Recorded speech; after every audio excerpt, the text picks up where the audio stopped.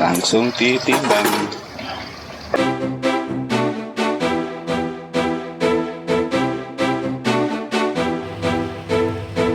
Saat ini memang bisa dikatakan jika cacing tanah sudah menjadi lebih familiar dibutuhkan oleh banyak orang.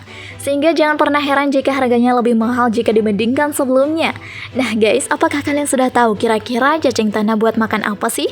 Ya, benar, ikan. Meski menjijikan, tapi apakah kalian tidak jijik jika sudah menerima uangnya? Hehehe, jelas nggak kan?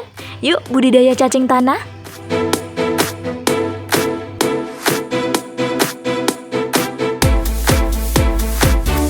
Number 10. Apa bedanya cacing tanah dengan cacing kremi?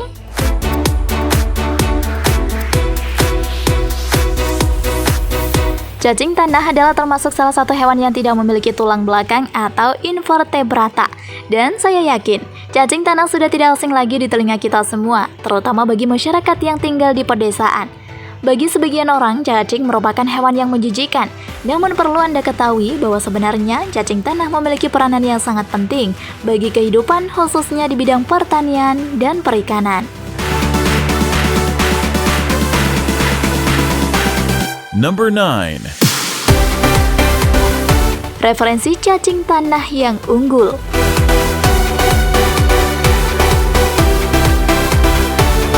Dari ketiga jenis cacing tanah tersebut, jika Anda ingin membudidayakannya, disarankan untuk memilih jenis Lumbricus rubellus. Karena jenis tersebut yang saya rasa paling unggul untuk dibudidayakan karena cacing jenis ini memiliki vitalitas yang bagus jika dibudidayakan dengan cara yang baik dan benar. Kelebihan lainnya dari jenis cacing tanah Lumbricus rubellus adalah dapat menghasilkan telur yang lebih banyak serta cacing yang banyak pula. Selain itu sifatnya yang relatif diam dan tidak banyak bergerak sehingga lebih mudah untuk dilakukan penggemukan. Untuk Anda yang ingin mengetahui cara budidaya cacing tanah yang tepat, silahkan baca perlahan-lahan artikel berikut ini dan ikuti langkah-langkahnya. Jika Anda membacanya secara seksama dan sampai selesai, saya yakin Anda bisa memahami dan bisa langsung mempraktekkannya. Number 8. Siapkan media budidaya.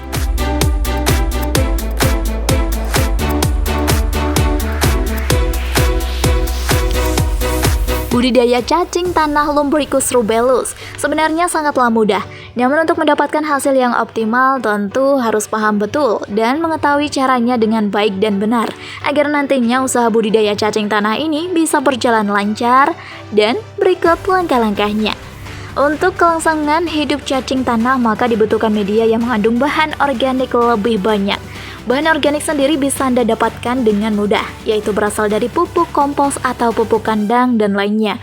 Kemudian biarkan pupuk tersebut membusuk, karena cacing sangat menyukai media yang mudah membusuk sebagai sumber makanannya.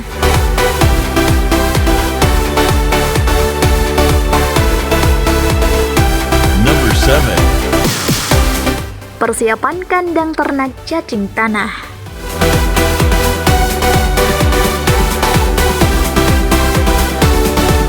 Setelah media tersedia, langkah selanjutnya adalah menyiapkan kandang untuk budidaya cacing tanah. Untuk kandangnya yaitu berbentuk box atau kotak dari kayu dengan ukuran 90 x 50 x 30 cm dan jumlahnya disesuaikan dengan luas lahan tempat pemelihara cacing tanah tersebut. Penempatan kandang harus pada lokasi yang terhindar dari sinar matahari secara langsung, karena yang kita tahu, cacing sangat sensitif dengan cahaya.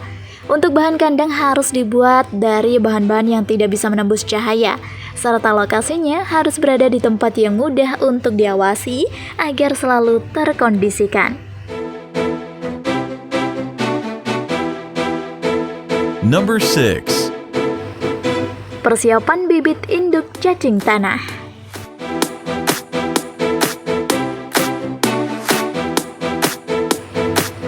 Dalam usaha budidaya cacing tanah, memilih bibit yang unggul adalah suatu hal yang wajib, karena cacing yang sehat akan memiliki potensi pertumbuhan serta perkembangbiakan yang baik nantinya. Untuk pemula atau peternak dalam skala kecil, bibitnya bisa didapat dari alam bebas, yaitu seperti di tempat pembuangan kotoran unggas atau tempat lainnya yang disukai cacing tanah. Namun jika Anda ingin budidaya cacing tanah dalam skala besar, sebaiknya membeli bibit untuk indukan dari penyedia bibit yang sudah terpercaya agar mendapatkan bibit yang unggul.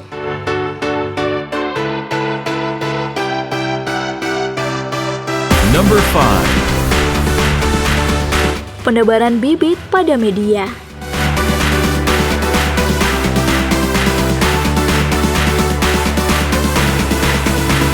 Apabila semua langkah di atas sudah siap, maka selanjutnya Anda bisa langsung menebar bibit cacing tanah pada media box.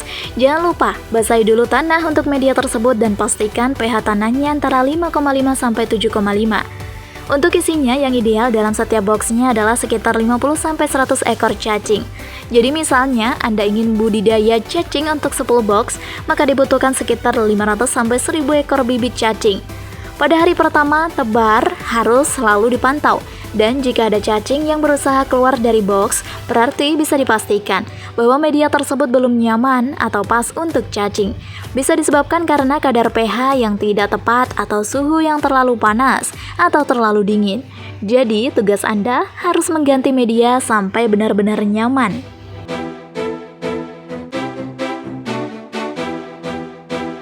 Number 4. Perkembangbiakan cacing tanah.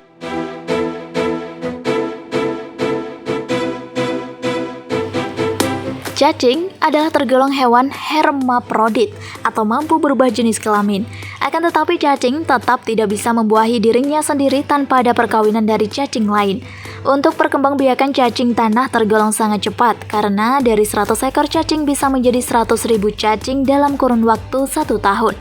Dikarenakan biasanya sepasang cacing yang kawin akan menghasilkan 1 kokon telur, yang kemudian telur tersebut akan menetas dalam waktu 2 minggu dan menjadi sekitar 20 ekor cacing setiap telurnya atau kokon.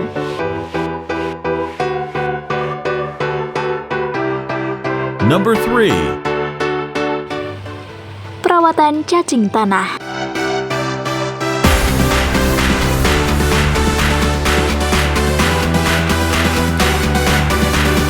Perawatan cacing tanah terbilang sangat mudah karena tidak memerlukan perawatan khusus, yaitu Anda cukup memberi pakan setiap hari dan mengganti media bila sudah saatnya. Sumber makanan cacing tanah yang paling bagus adalah terbuat dari bahan organik seperti kompos yang terbuat dari sampah daun kering atau limbah sayuran. Sedangkan untuk pupuk kandang yang bagus yaitu dari kotoran sapi atau kerbau. Jika Anda menyukai video ini, silahkan klik like dan subscribe untuk mendapatkan video update terbaru dari kami. Makanan yang Anda berikan harus dalam keadaan gembur atau halus, yaitu caranya bisa difermentasikan terlebih dahulu. Kemudian hasil fermentasi tersebut dicampur dengan air agar sedikit lembek seperti bubur. Untuk takaran pakan yaitu menggunakan perbandingan 1:1. Misalnya, berat cacing 1 kg, maka Anda harus memberikan pakan 1 kg juga untuk setiap harinya.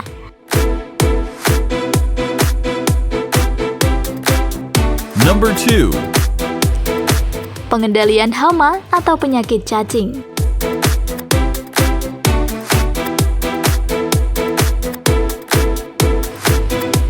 Dalam usaha ternak cacing tanah, hal lain yang harus Anda lakukan adalah mengganti media ternak, yaitu apabila media sudah berubah menjadi tanah atau kascing bekas cacing. Untuk proses penggantiannya harus dengan hati-hati agar cacing dan kokon tidak ikut terbuang. Penggantian media bisa dilakukan setiap 1-2 bulan sekali. Setiap usaha peternakan tentu ada hama atau penyakit yang sering mengganggu. Begitupun dalam usaha ternak cacing tanah.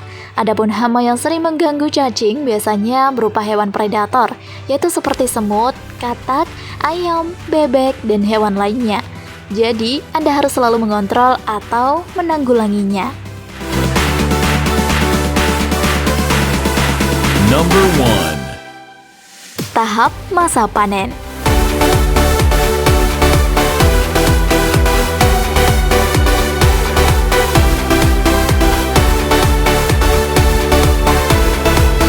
Apabila budidaya cacing tanah ini sudah Anda lakukan dengan tepat, maka cacing tanah bisa Anda panen setiap 6 bulan sekali.